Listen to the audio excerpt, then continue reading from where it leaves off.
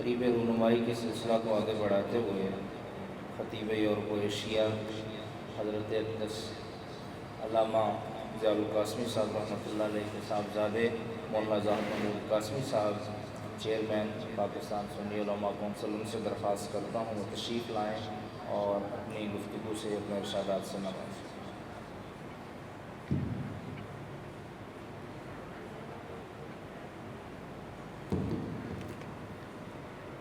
نحمده ونصلي على رسوله الكريم،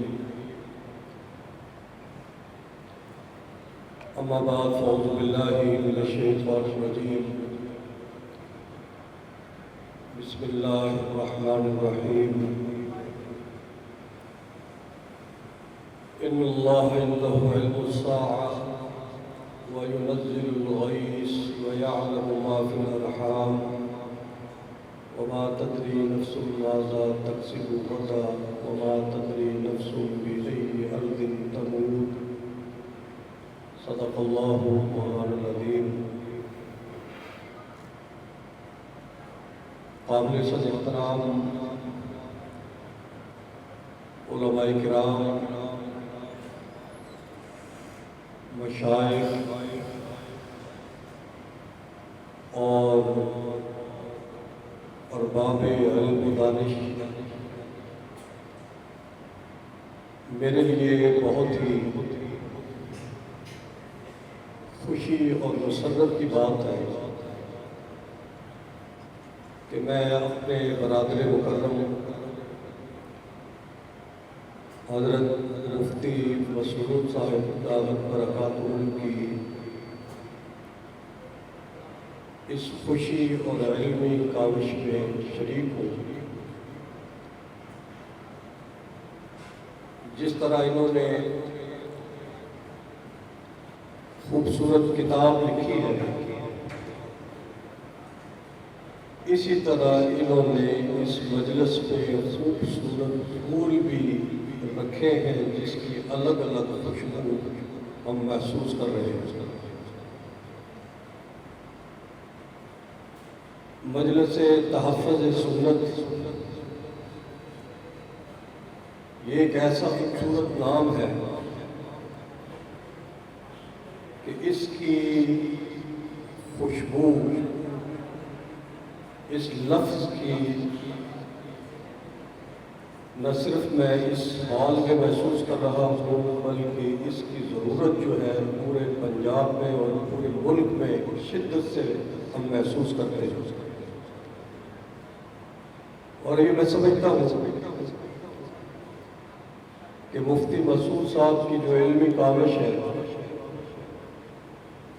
اس کے پیچھے ان کے والد محترم استاد العلماء حضرت مولانا مفتی ظفر صاحب دامت برکاتہ ان کی دعائیں اور علامہ اقبال کا اللہ یہ فیضان نظر تھا، یہ مکتب کی کرامت تھی، یہ فیضان نظر تھا، یہ مکتب کی کرامت تھی، سکھائے کس نے اسماعیل کو آداب فرزند۔ ایک بیٹے ان کے یہاں پہ موجود ہیں جنہوں نے 3 کتابیں لکھی،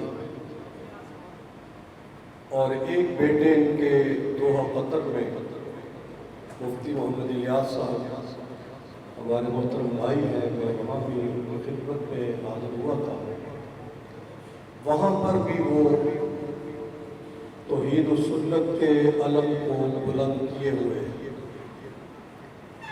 جیسا کہ مجھ سے قبل مجلس کا تعارف بھی، ادارے کا تعارف بھی، کتاب کا تعارف بھی، اور مقررین نے بڑے بڑے خوبصورت الفاظ پہ اپنے اپنے خیالات کا اظہار کیا ہے۔ قرآن کریم میں سورہ لقمان کے آخر میں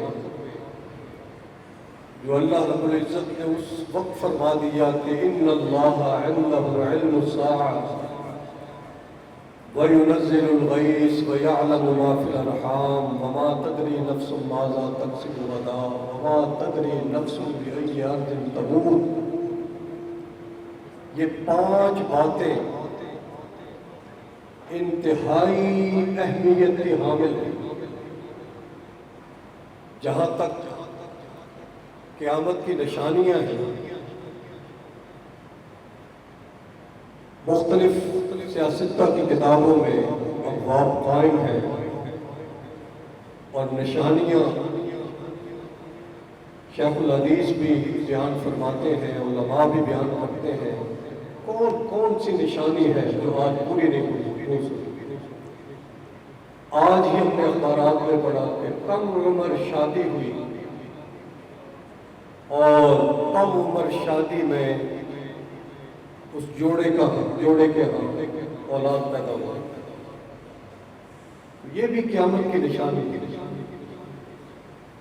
یہ جو موسمیاتی تبدیلیوں کی بات ہو رہی ہے، یہ بلوچستان دیکھیں کس طرح سیلاب کی زد میں ہے، جنوبی پنجاب دیکھیں کس طرح سیلاب کی زد میں ہے۔ اور کل کی اخبار میں تھا،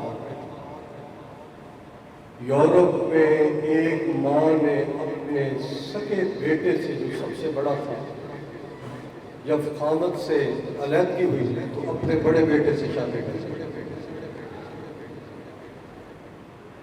اسی پاکستان میں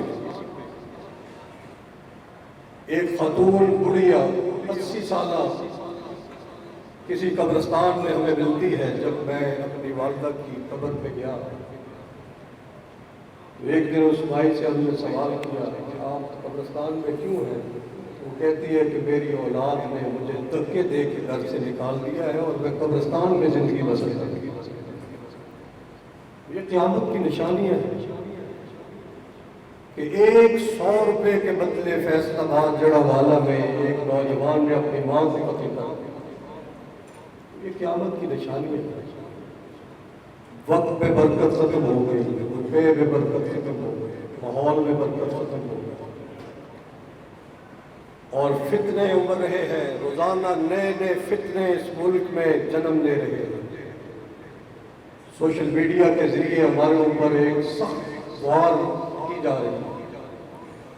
جس طرح تنظیم اسلامی کے ہمارے محترم مولانا بیان فرما رہے تھے کہ انٹرنیشنل ایئرپورٹوں پہ جو سلوک مسلمانوں کے ساتھ ہو رہا ہے، اور اس میں تو مستقل ہمارا جس مکتبہ فکر سے تعلق ہے، ہمیں تو جو جب وہ سوال اور جواب کرتے ہیں کارنر پہ وہ 1857 والے لکھتے ہیں، تو ہمیں اس پہ فخر ہے کہ ہم 1857 والے ہیں۔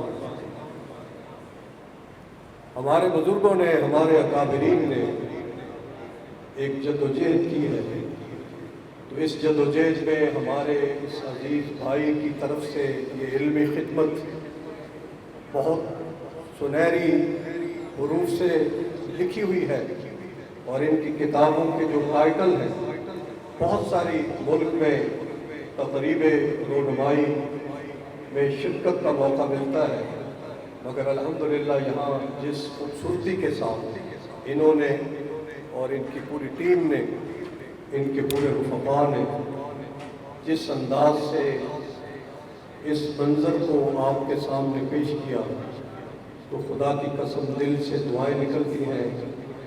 اور مجلس تحفظ سنت یہ ایک ایسا خوبصورت نام ہے، اس کو بڑھائیں۔ توحید تو یہ ہے کہ خدا حشر میں کہتے یہ بندہ دو عالم سے خفا میرے لیے۔ تو میں نے الفاظ کے ساتھ حضرت مفتی عبدالرحمان ظفر صاحب کا برکات ان کو، اور مولانا الیاس ظفر صاحب کو، اور اسی طرح مفتی مسعود صاحب کو اور ان کے تمام رفقا کو مبارکباد پیش کرتا ہوں، کیونکہ میرے بعد حضرت مفتی طیب صاحب بھی موجود ہیں، محترم جامعہ امدادیہ، اور اسی طرح پاکستان کے معروف ہمارے محترم جناب موریہ جان مقبول صاحب، کہ جن کو ہم سنتے رہتے ہیں، تو یہ بھی ہمارے درمیان موجود ہیں۔ ہم ان کے خیالات سنیں گے۔ دیگر مہمان بھی تشریف فرما ہے۔ اللہ تعالیٰ آج کی اس مجلس کو اپنی بارگاہ میں قبول فرمائے۔ وآخر دعوانا ان الحمد للہ۔